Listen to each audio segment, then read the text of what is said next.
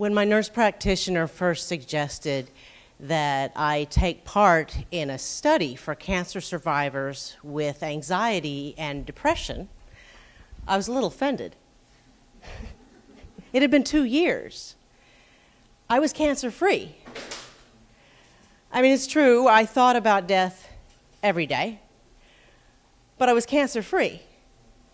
I had dealt with the decisions about whether to do radiation or chemo and the different pathology reports and which doctors. I'd had my hair was bald. I'd gone through the post-traumatic stress syndrome. I dealt with the end of a relationship.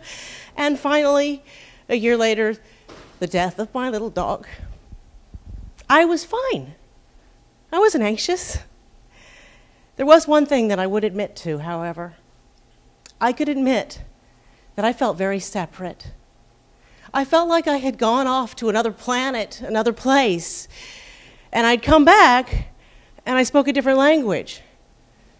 I didn't understand anybody and they didn't seem to understand me. I felt like maybe I couldn't ever communicate with somebody who hadn't been through some sort of terrible, traumatic experience. So I asked more about this drug study, and she said, well, it was only 2 dosings, so it's only 2 pills. One would be the experiment, and one would be a placebo. So all right, she introduced me to the people who were running the study, and they explained to me what the drug was.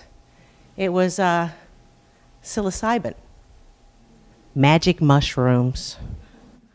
Now, I had never had the guts to do those on my own.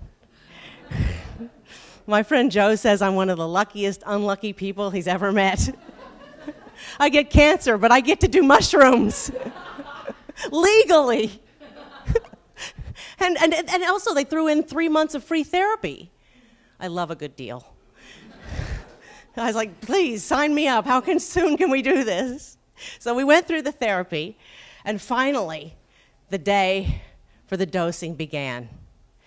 The doctors, I had 2 therapists, not 1, but 2. They sat in 2 chairs in front of me, and I was on this couch, this sort of fold-out futon thing, and I was laying down. They told me to bring stuff from home that would make me feel comfortable, things I was close to. I brought a photo. I also brought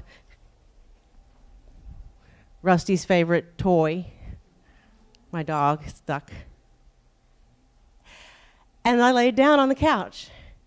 And they gave me, they had a special headset for me with my own music. Like they had this great sort of spiritual wackadoo music that would play the whole time, and they gave me an eye mask. So this was to be my internal experience. I wasn't leaving the room. I was laying down on the couch, and I was going to have this experience. I laid down, and I waited. And I didn't feel anything, except disappointment at first. I was like, damn, this is a placebo. And then I started to get this rush of sensory experience. I mean, it was so much information. I just felt this tremendous, it's like the biggest, like every class lesson you've ever had in your life, 3,000 years of therapy jamming into my mind at one time. And it was fantastic. There was only one moment at the beginning where it was really not so great. I felt like, for 1 second, I felt this extreme self-hatred. But at the same time, at the very second that I felt that, I felt this immediate self-love. How could I possibly hate myself? I'm amazing. And then it just kept going. I started feeling this connectedness. I saw 2 cows that were heads. I don't know what that meant. I saw a cat chewing on my bicycle. I don't know what that meant. I saw a table. It was a round table like this one, only I was sort of above it. It was like I could look down on the table, and on one part of the table, there was a cutout, and it was cancer. It was cancer at the dinner table. And I realized that that was part of the message. It's like life is all connected. Everything's connected.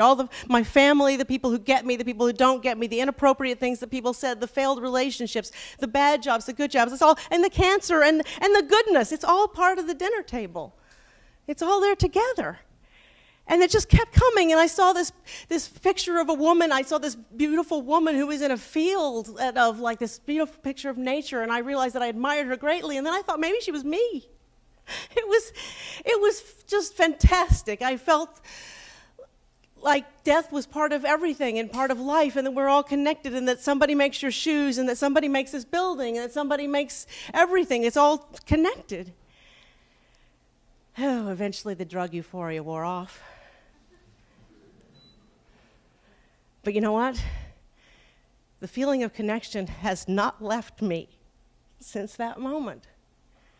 I don't feel separate anymore.